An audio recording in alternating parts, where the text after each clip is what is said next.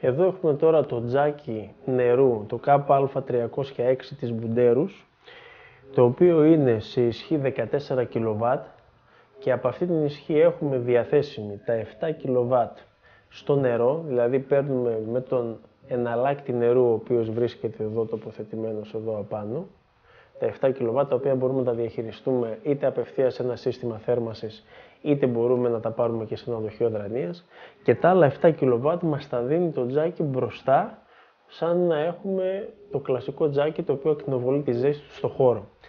Αυτό είναι ένα πολύ πρακτικό τζάκι, με την έννοια του ότι στο χώρο στον οποίο βρισκόμαστε, πάντοτε το τζάκι όχι απλά καλύπτει το χώρο στις θερμικές ανάγκες, αλλά πάντοτε τον υπερθερμαίνει κιόλας.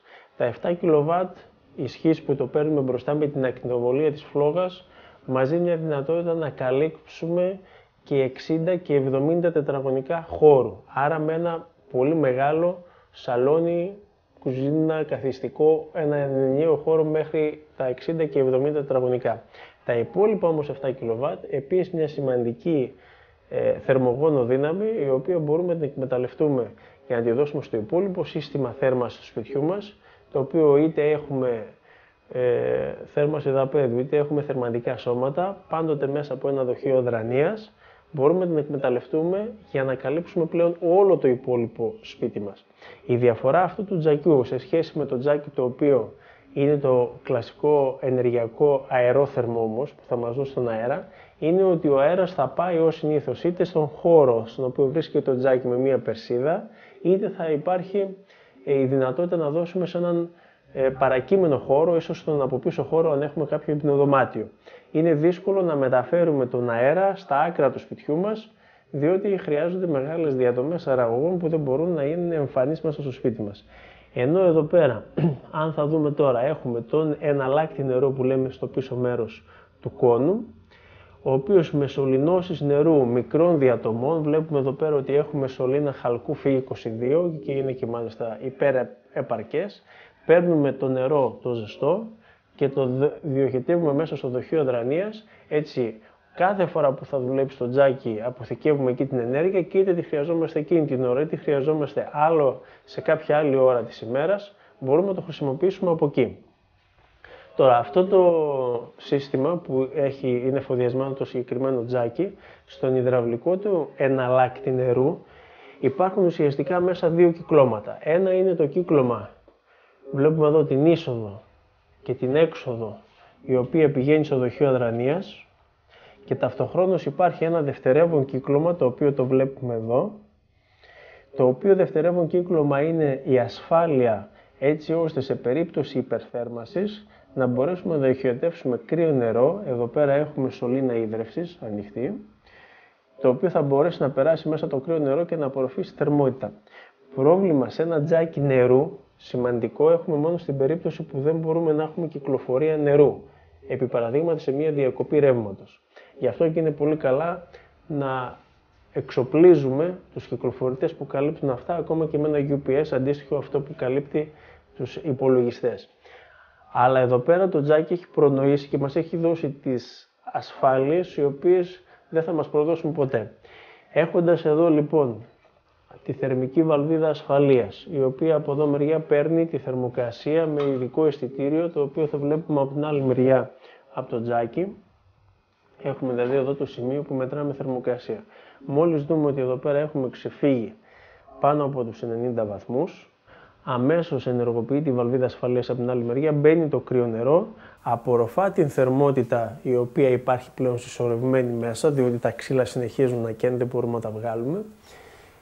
Κρυώνει ο χώρος και φεύγει το νερό κατευθείαν έξω από το χώρο. Γι' αυτό και πρέπει να υπάρχει πίσω από το τζάκι πρόβλεψη είτε για κάποια αποχέτευση, είτε να γνωρίζουμε ότι έξω θα υπάρχει ένας σωλήνας που θα πετάξει αυτά τα νερά. Μπαίνει το κρύο νερό, είπαμε, απορροφά τη ζέστη μέσα την υπερθέρμανση και φεύγει έξω.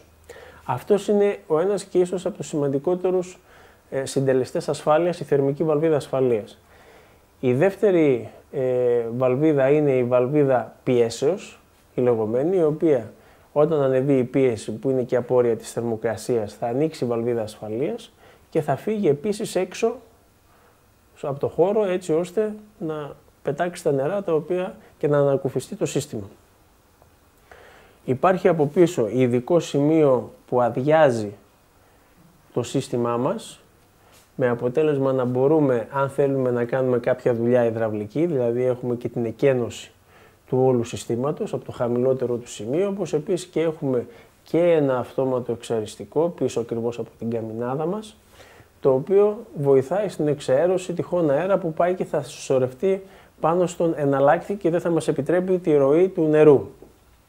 Ταυτοχρόνως, από την εδώ μεριά έχουμε ένα αισθητήριο το οποίο, παίρνοντας τη θερμοκρασία του νερού που έχουμε εδώ πέρα, ενεργοποιεί τον κυκλοφορητή, τον οποίο θα τον δούμε ευθύς αμέσως γιατί στη συγκεκριμένη εγκατάσταση είναι τοποθετημένος ο κυκλοφορητής δίπλα στο δοχείο αδρανείας. Ενεργοποιεί λοιπόν εκείνον τον κυκλοφορητή και μαζεύει με την διέλευση του νερού όλη τη θερμότητα που υπάρχει στο τζάκι, τη μαζεύει μέσα στο δοχείο αδρανείας. Το δοχείο διαστολής το οποίο υπάρχει κοντά στο τζάκι, επειδή στη συγκεκριμένη περίπτωση το τζάκι έρχεται και πέφτει στο πρωτεύον νερό της θέρμανσης, θα μπορούσε και να μην υπάρχει, διότι προστατεύεται από το δοχείο διαστολής το οποίο έχει η υπόλοιπη εγκατάσταση. Παρά τα αυτά, συστήνεται πάντοτε σε τέτοια κλειστά συστήματα, χωρίς ανοιχτά δοχεία διαστολής, το τζάκι να έχει και ένα αυτόνομο δοχείο διαστολής σαν ένα β' βαθμού ασφάλεια, έτσι ώστε αν το πρωτεύον δοχείο διαστολής χάσει τον αέρα του, χάσει την πίεση του κτλ., να έχουμε οπωσδήποτε και ένα δεύτερο δοχείο διαστολής. Μα όλο αυτό το σύστημα που έχουμε περιγράψει, είμαστε πλήρως καλυμμένοι ότι δεν υπάρχει περίπτωση ποτέ να υπερθερμανθεί σε τέτοιο βαθμό το τζάκι που να μας προκαλέσει το οποιοδήποτε πρόβλημα και ζημία μέσα στο χώρο μας και σε εμάς τους ίδιους και στην οικογένειά μας. Δηλαδή, ένα απόλυτα ασφαλές τζάκι. Ταυτοχρόνως, όπως σήμερα, έχουμε και είναι και πάρα πολύ αποδοτικό, ένα ενεργειακό τζάκι με πολύ ψηλό βαθμό απόδοσης. Μπορούμε να ρυθμίσουμε τη θερμοκρασία, την φλόγα μας με το τάμπερ το οποίο υπάρχει εσωτερικά εδώ μέσα. Αν θέλουμε να ανοίξουμε και να κάνουμε μεγάλη, να δώσουμε οξυγόνο πολύ και πολύ καύση να έχουμε ή και να το περιορίσουμε το βράδυ ώστε να μην μας τελειώσει τα ξύλα. Και γενικώς είναι από τα καλύτερα τζάκια νερού τα οποία υπάρχουν αυτή τη στιγμή στην αγορά.